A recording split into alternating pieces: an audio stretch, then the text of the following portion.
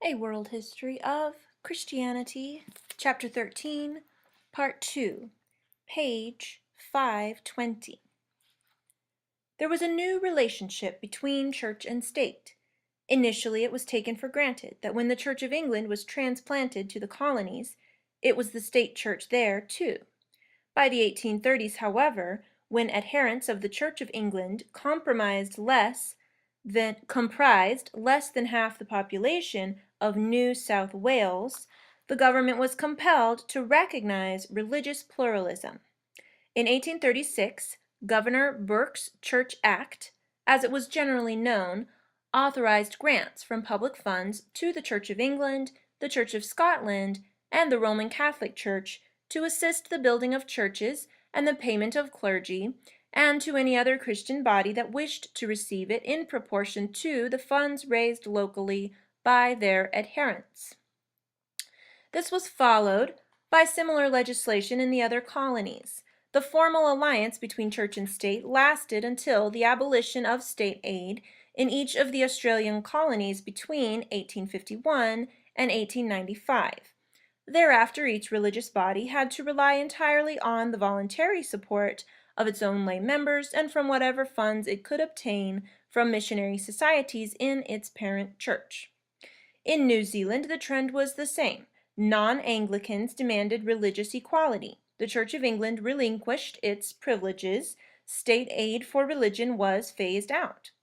In 1854, the newly established colonial parliament, on its first sitting day, asserted the privilege of a perfect political equality in all religious denominations. The prevailing temper of the Australian and New Zealand colonies was democratic. During the 1850s, the British government gave the older colonies self-government through bicameral parliaments. In the area of church government, each religious body found that its inherited structures required adjustment to new conditions. As a voluntary religious society, how was the church to be organized? To what extent should lay people participate with clergy in the processes of government? The Anglican and Roman Catholic churches established dioceses which were subdivided as European settlement spread. In 1835, J.B. Polding, an English Benedictine monk, was appointed by Rome as the first Catholic bishop in Australia. In the following year, the British government created for the Church of England a Diocese of Australia. This was headed by W.G. Broughton, who was the first Anglican bishop in the Southern Hemisphere. A Diocese of New Zealand was formed in 1841 with G.A. Selwyn, an influential figure in the history of Anglicanism in the 19th century, as its first bishop. For the Church of England, no longer the official church, the problem of organization was very pressing. As in the United States and Canada, the answer was found in elected assemblies or synods. From the 1850s, each colonial Anglican diocese formed a synod comprising bishop, clergy, and male lay representatives, which met annually to discuss church affairs and pass resolutions on matters of importance.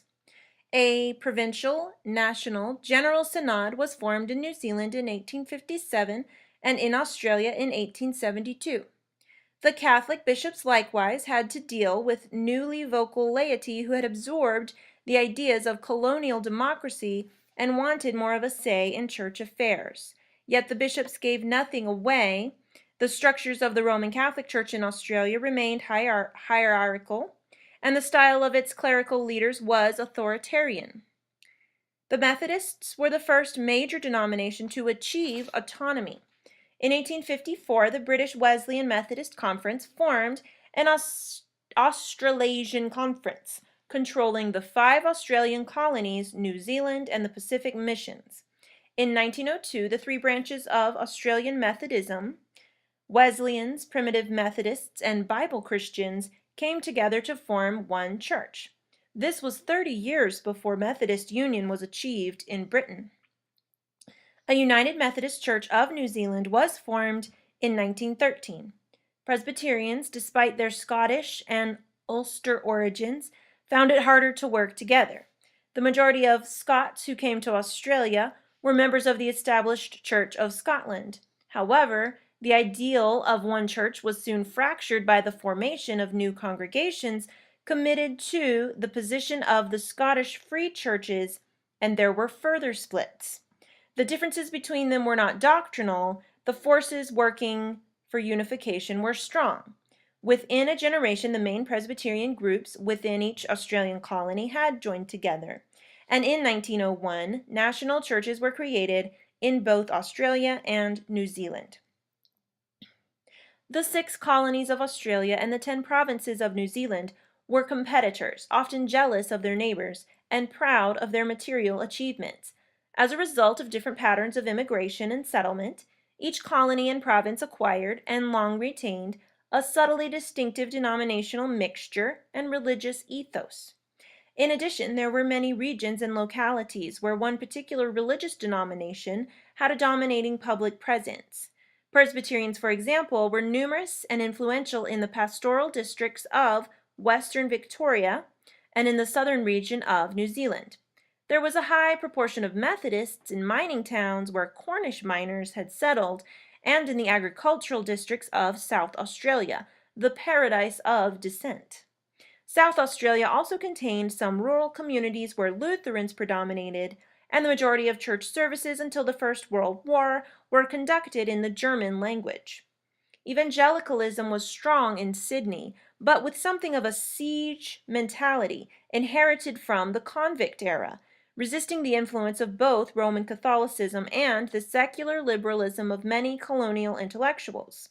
The religious climate was different in Melbourne, which during the 1870s and 1880s, as a result of the Victorian gold rushes, became the largest and richest English-speaking city in the Southern Hemisphere. The level of church-going was higher there than in Sydney. Its metropolitan churches were the most imposing in the colonies, and its leaders of religious opinion were more willing to accommodate the new ideas flowing in from overseas on science and the Bible. The study of theology did not flourish in Australia or New Zealand, and it was excluded from the colonial universities, but Melbourne provided a more hospitable environment than anywhere else.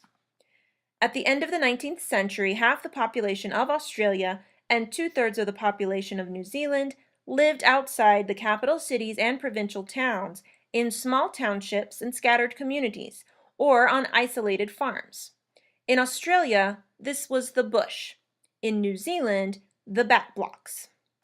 The description by an Australian journalist of a Sunday service at a rural church in New South Wales in the 1880s could have been written in either country at any time over 100 years. The church stands a little apart from the few houses that form the infant township.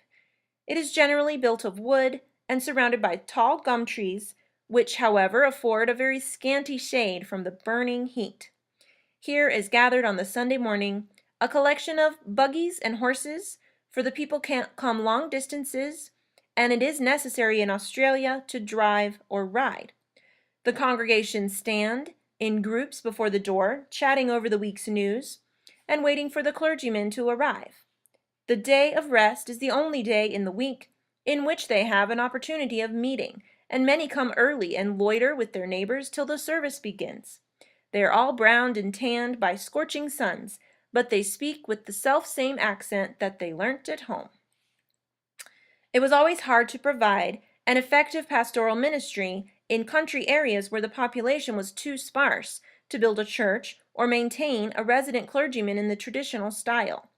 The rough living and single men who worked there, drovers, shepherds, shearers, stockmen, and timber cutters, had a reputation for being cynical and scornful about organized religion.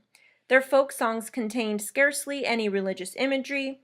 Bush ballads steered clear of God or the supernatural. "There is no Sunday in the bush" was a common Australian saying.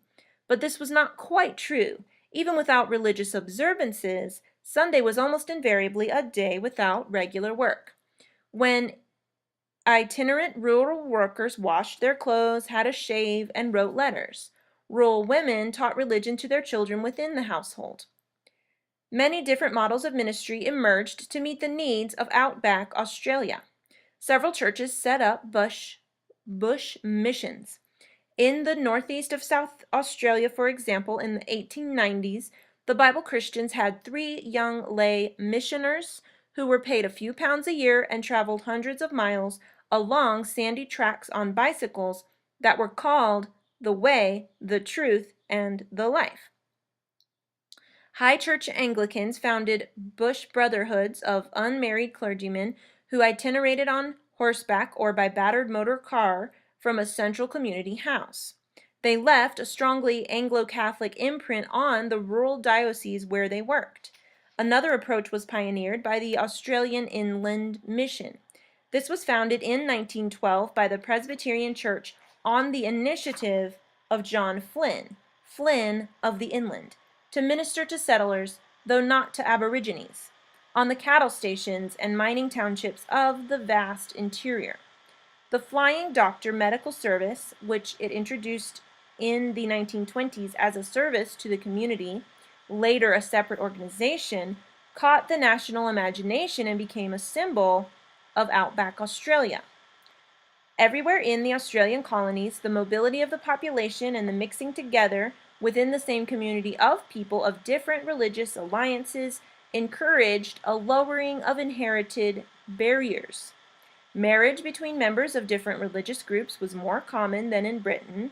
Children of non-church-going families were often sent to the nearest Sunday school regardless of denomination. In country towns, Protestants who privately regarded Romanism as a distortion of biblical Christianity and a threat to British liberties, quite often subscribed to the building funds of Catholic churches, or allowed their daughters to be taught music by a nun at the local convent. Catholics who lived in places where priests visited only at rare intervals sometimes attended a Protestant church rather than none at all. In some rural areas, the settlers built a union church where Sunday services were conducted by any available Protestant clergyman for the whole community. An Anglican clergyman who went to the town of Gilgandra in the wheat-growing central west of New South Wales in 1902 recalled, "At that time, Gilgandra had 5 services a month. The Roman Catholics and Presbyterians visited it and held service on the first Sunday in the month. The Anglican priest had evensong on the second Sunday. The Presbyterians came again on the third, and the Wesleyans on the fourth. The Roman Catholics had a church of their own. The others shared the Union Church, hence the name. The people attended indiscriminately any, all, or none of the services according to their tastes." Although the gulf between Protestants and Roman Catholics was deep, and the history of each of the Australasian colonies was punctuated by noisy sectarian clashes, lay people were often sympathetic to the idea that the religious divisions and hostilities of the Old World ought not to be transferred to new societies. All denominations, it was often said, were part of one family, united by a common Christianity, and divided only by secondary matters of doctrine and worship. We are all going to the same home, though by different roads. By the late 19th century, the frequency with which the high church Anglican clergy warned against undenominationalism and Catholic priests condemned indifferentism indicates that the attitudes described by such terms had become well entrenched. Cooperative action by people of different denominations was already an important part of colonial religious life. The tension between undenominational and denominational Christianity came to a head over education. In the middle decades of the 19th century, in each colony, the state began a system of national or public schools open to all children. These schools included a component of non-sectarian Christian instruction, usually in the form of Bible readings. They were opposed by those bishops and clergy who held that true education could not be separated from doctrinal teaching. This dual system, public and denominational schools, lasted until the 1870s, when one by one each colonial government introduced a system of free, compulsory, and secular, meaning non-sectarian education, and withdrew state aid from denominational schools. In both Australia and New Zealand, unlike Britain, state secular education was widely accepted as the only workable solution in a growing and religiously mixed community. To give religious instruction to the young, the Protestant churches built up their own Sunday schools, which at their peak enrolled the majority of eligible children of school age. Anglicans, Presbyterians, and, in Australia, Methodists also founded a number of fee-paying secondary schools for boys and girls. Modeled on the English public schools, these were intended to educate the children of the upper middle classes for leadership in the community. They played an important role in the creation and reinforcement of ruling elites. The Roman Catholic Church took a different course. The bishops, one much-quoted pastoral letter in 1879, denounced secular public schools as seed plots of future immorality, infidelity, and lawlessness, set to work to create a complete system of schooling for Catholic children under the sole control of the Church.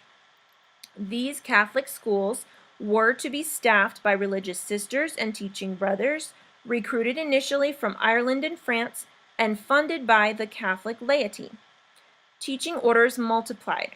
Of the indigenous congregations, the most widespread was the Sisters of St. Joseph of the Sacred Heart. This order was founded in South Australia in 1866 by Mary MacKillop and Father Julian Tennyson Woods, specifically to teach the children of the Catholic poor. By the end of the century, in the towns and closely settled areas, almost every Catholic parish had at least a primary school, with a convent next door for the teaching nuns. By the 1950s, only 1 in every 5 Catholic children attended state schools. The maintenance of separate schools reinforced the bonds of the Catholic community. Fundraising and raffles for the school were a central part of parish life.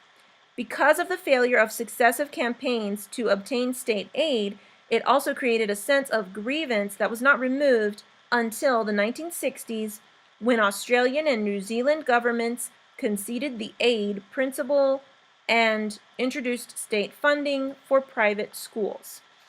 The leadership of the colonial churches was in the hands of men, and their activities dominate the written records, but women were the majority of regular churchgoers.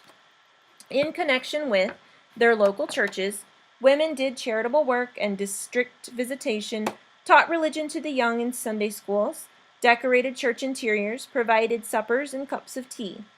Though through fetes and trading tables, they raised much of the money that kept churches afloat. In the latter decades of the 19th century, some women found freedom to enlarge their sphere of activity in the church. In country districts where there were few resident priests, teaching nuns often exercised an informal pastoral role in the local Catholic community. In New Zealand, Suzanne Mary Aubert, born in France, undertook missionary work among the Maori and then social work among the urban poor, for which she founded in 1892 an indigenous religious order, the Daughters of Our Lady of Compassion. In some small religious bodies, such as the Bible Christians, the Salvation Army, and the Unitarians, women were able to take their place alongside men as preachers. The larger Protestant churches introduced the order of deaconesses, and in the 1890s, women were first admitted to the annual assemblies of colonial congregational unions. About the same time, the Australian and New Zealand churches were expanding their support of overseas missions. The majority of those who volunteered to become full-time missionaries were single women. In the Pacific Islands, China, India, and East Africa, they filled positions of religious leadership that at home were held only by men. In 1886, Florence Young, from an intensely evangelical background, founded the Queensland Kanaka Mission, which 20 years later extended its work to the Solomon Islands as the South Sea Evangelical Mission. The first woman minister in either country was Winifred Kike, who was ordained in the Congregational Church in South Australia in 1927. but the number of women in the ordained ministry remained very small until the 1970s. Church and society. It is the counsel and pleasure of God to raise up here a Christian nation, declared Archdeacon Broughton in his first sermon after his arrival in New South Wales in 1829. Many church leaders shared his vision. A central theme in Protestant activity in both Australia and New Zealand until the mid-20th century was the hope of creating a Christian country. The first and essential step, it was said, was the conversion and moral reform of individuals. But it was also the duty of the secular state to pass laws that would strengthen the moral environment, making it easier for citizens to obey the laws of God and harder to do wrong. In the latter half of the 19th century, the issues that received the most attention were the regulation of the liquor trade, gambling, the sanctity of Sunday, prostitution, the raising of the age of consent, and indecent publications. As the result of successful lobbying in every colony, the number of legal prohibitions multiplied. Most of them remained on the statute books until the 1960s. In popular speech, the Protestant moral reformers attracted the abusive epithet wowser, meaning censorious and prudish. In Australia, during the 1890s, largely in response to the results of economic depression, drought, and a series of strikes among maritime workers and miners, there was a shift in thinking within the churches towards social Christianity. A few progressive clergymen, lone voices, advocated radical reform of the economic and social system. The Methodist Church, following a British model, founded its first central missions for evangelism and relief work among the unchurched of the inner cities. These developed into large and sometimes innovative social welfare organizations. In the Australasian colonies, the emergence of organized labor as a political force in the 1890s polarized religious opinion. Methodists and other evangelicals had been prominent in the early leadership of the trade and mining unions. But from the 1900s, the Protestant presence in the labor movement declined. The prevailing temper of the Protestant churches was respectful of the existing social order and the majority of their church goers, small business owners, skilled workers, and professional people, voted for conservative parties. Meanwhile, despite the warnings of bishops who feared that organized labor was tainted with the deadly heresy of irreligious socialism, an unofficial Catholic alliance with the Labor Party grew stronger. Catholics who were strongly represented in working class communities readily identified with a party that grew out of the trade union movement, and in any case, the non-labor parties were dominated by Anglicans and Presbyterians. So during the first decades of the 20th century, in both Australia and New Zealand, Catholics came to play an important role in the Labor Party, especially at the local level, and a Labor politician who was a Catholic or a lapsed Catholic was a familiar figure. During the 1890s, the 6 Australian colonies agreed to federate. In 1901, on the first day of the new century, the Commonwealth of Australia was inaugurated, with a population of almost 4 million. New Zealand, whose population was only a quarter of Australia's, and conscious that its outlook and interests were different, stayed apart. Although the federal movement in Australia was not inspired by religious motives, the mood of the churches was favorable to the idea of a nation for a continent. Church leaders expounded their ideas on Australia's religious destiny and pressed successfully to have the words, "humbly relying on the blessing of Almighty God," inserted into the preamble of the federal Constitution. But that was as far as the Constitution went in recognizing Australia as a Christian nation. The Commonwealth was explicitly prohibited from favoring or hindering the practice of any religion. Meanwhile, in New Zealand, a sense of national identity was emerging without reference to religion, apart from a conceited conviction that it was indeed God's own country and a celebratory hymn, God Defend New Zealand, which became popular around the turn of the century and was later adopted as the national song. The First World War illustrated the complex relationship between religion and national identity. In both countries, church leaders and representative assemblies of all denomination urged support for the British Empire's cause as a religious duty. Christian pacifists, few in number, were badly treated. In 1915, troops of the Australian and New Zealand Army Corps landed in the Dardanelles in Turkey. The plan was to open the way to Constantinople. The campaign became a military disaster, but the event immediately became a legendary story of heroism and endurance. After the war, the date of the dawn landings at Gallipoli, 25 April, was set apart as a sacred day for commemorating the war dead. The public ceremonies for Anzac Day, the form of service was devised by a Queensland Anglican clergyman, and the memorials of the war blended a subdued Christian imagery with classical ideas of war as a heroic and ennobling ordeal.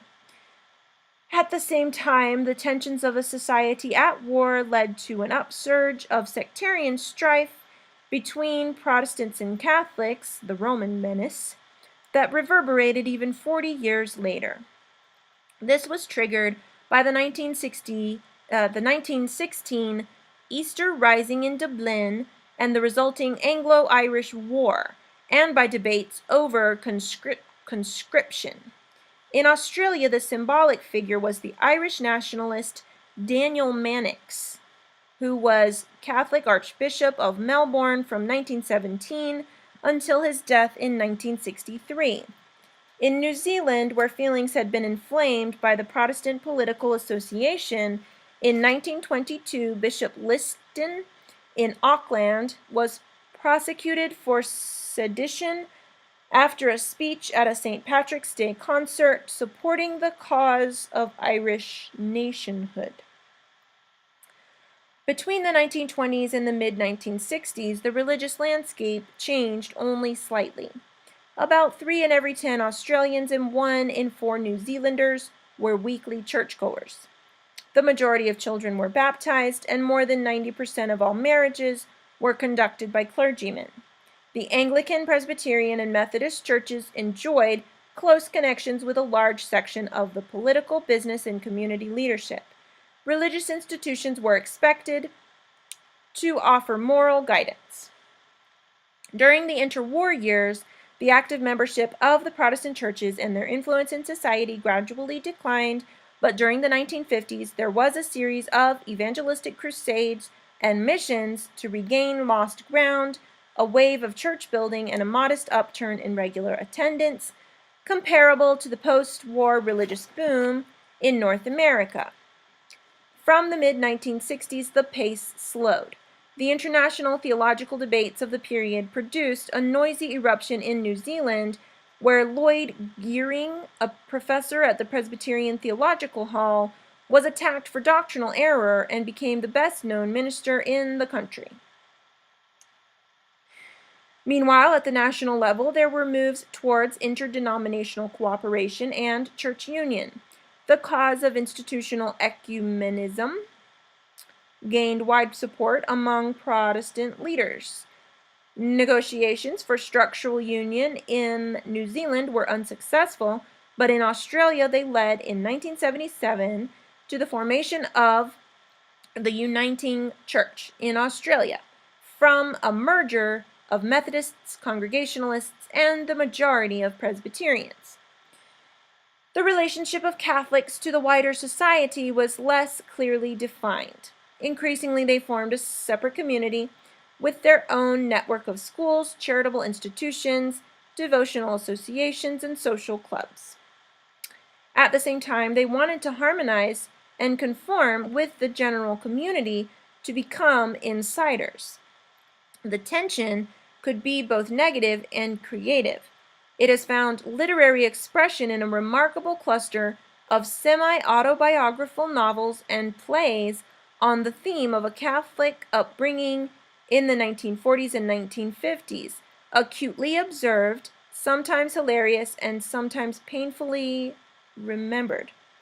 In Australia, a certain distance from the centers of political power gave the Catholic bishops an opportunity to be social critics. From 1940 to 1966, they issued an annual social justice statement which applied to Australia the principles of papal social encyclicals and called upon Catholics to mobilize against the threat of communism. The Catholic campaign against communism in the trade unions was implemented through the Movement, a militant and secretive organization led by B.A. Santamaria in Melbourne and supported by the Australian bishops. Eventually, its activities produced a harsh reaction from the mainly secular left, and in 1955 a split in the Australian Labor Party. This resulted in the formation of the vigorously anti-communist Democratic Labour Party, which in some states received wide support from Catholics and for 15 years weakened Labour at the elections. The Pacific churches since the Second World War. The Second World War was a traumatic dividing line in the history of the Pacific Islands in the 20th century. The Japanese invasion of New Guinea and the Solomon Islands early in 1942 was followed by American and Australian counterattacks with huge loss of life on land and sea. In the Southwest Pacific, in what before the war had been sleepy corners of empire, the island churches were in the front line. Christians who had been taught by missionaries about the God of peace found themselves in battlefields. Mission stations, schools, and coconut plantations were bombed.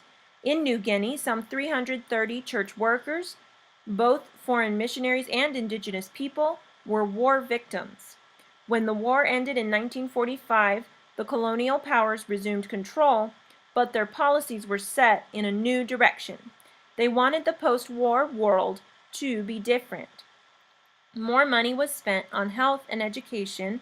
Air travel reduced the isolation of island communities, and the British, Australian, and New Zealand governments took the first steps towards the eventual goals of self-government or independence. In 1962, Western Samoa was the first former colony in the Pacific to become an independent state, choosing as the motto on its national insignia, "Samoa is founded on God." Within 20 years, there were 11 independent or self-governing Pacific Island states. Only France and the United States and Chile, with Easter Island, retained control over their island territories. The achievement of self-government in the Pacific Island churches preceded national independence. The process began in the Central Pacific, in Samoa, Tonga, and Fiji, where Christianity had been planted in the early 19th century. Much of the initiative came from overseas mission boards, influenced by international thinking on indigenization, whereas some local missionaries had misgivings and dragged their feet. After the Second World War, the atmosphere changed and the pace speeded up. In 1948, the Presbyterian Church of the New Hebrides was inaugurated. During the next 30 years, the LMS, Methodist, Anglican, Lutheran, South Sea Evangelical, and French Reformed missions became autonomous national churches. In the Roman Catholic Church, the transfer of leadership was slower, for until the 1980s, the number of Pacific Island priests was very small. Although indigenous sisterhoods have flourished, in the majority of island dioceses, the locally born clergy are still outnumbered by expatriate missionary priests.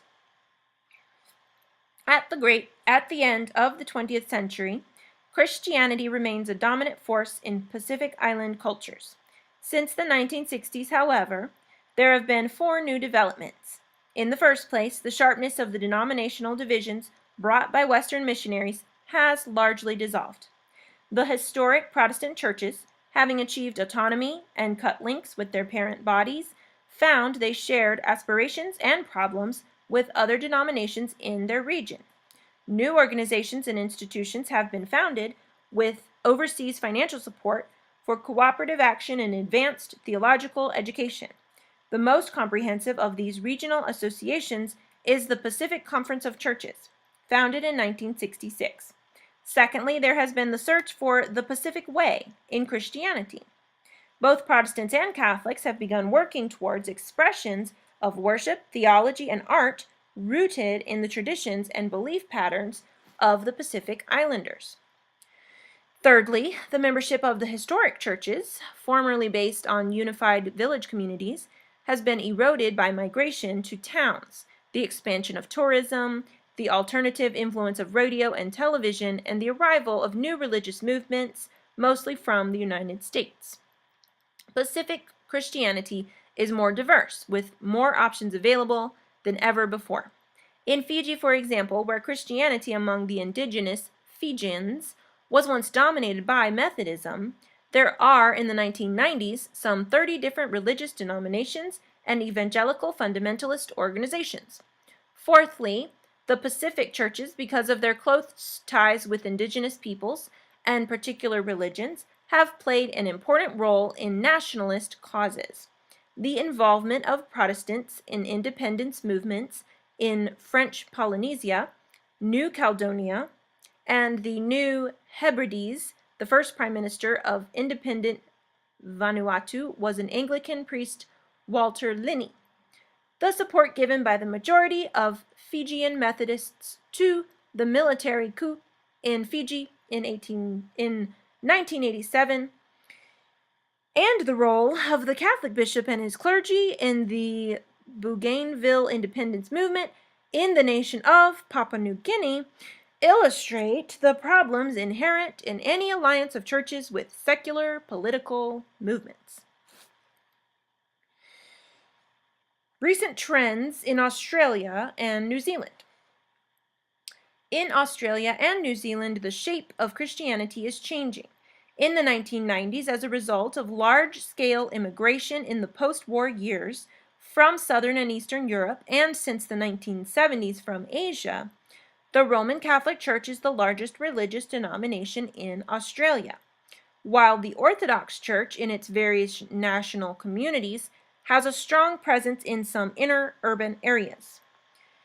In New Zealand, where the Pakeha population is more homogeneous, a new stream in the country's religious life has derived from the immigration of Pacific Islanders, mainly from Samoa, Tonga, and the Cook Islands, who brought the style of worship, choral music, annual festivals, and church organization of their homes.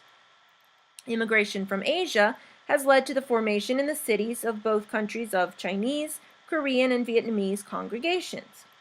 Other religious trends since the 1960s reflect broader shifts in Western Christianity.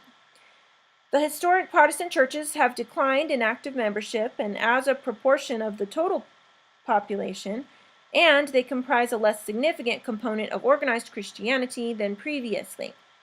Catholic life, worship, and relations with other Christians have been transformed by the reforms of the Second Vatican Council, and Catholic cohesion has loosened.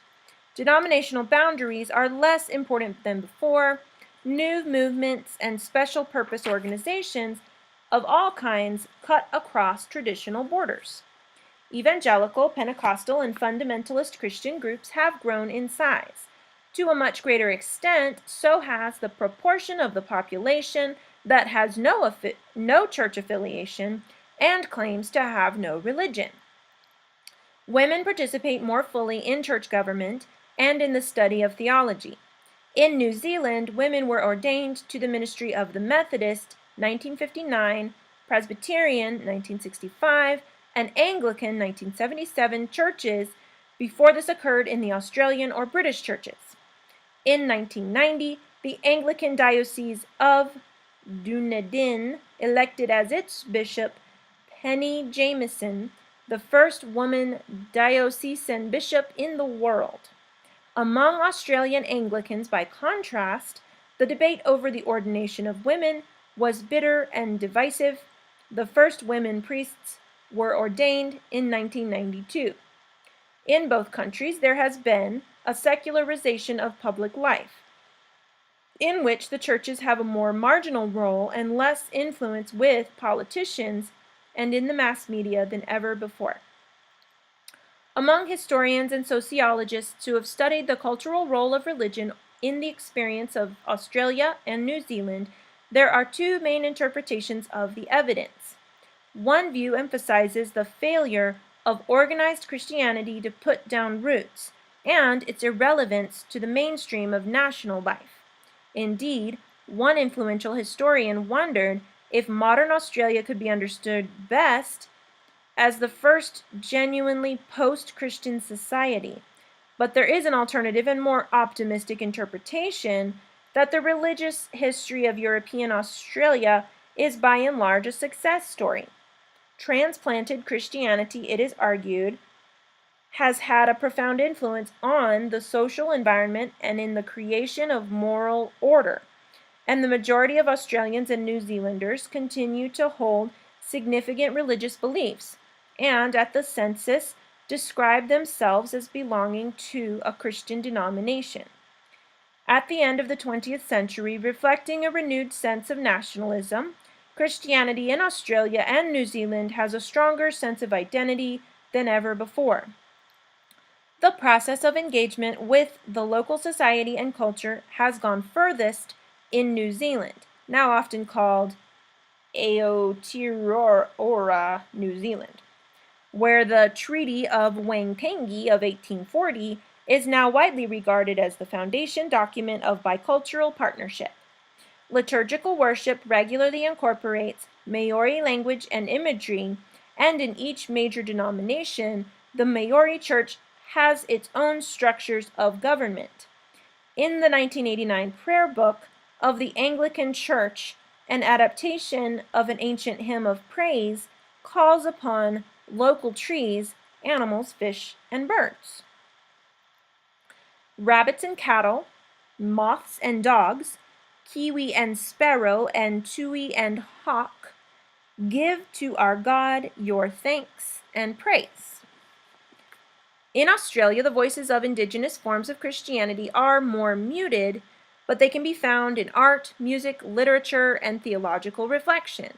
Many of those who are exploring the Australian experience of God and the relationship of Christianity to Australian culture point towards a rediscovery of the religious significance of place and land, the beach, the desert, and the bush, and show a new appreciation of the traditional religion of Aboriginal Australians. This process is only beginning. This concludes Chapter 13 and A World History of Christianity. I hope you have enjoyed this journey through time and around the world.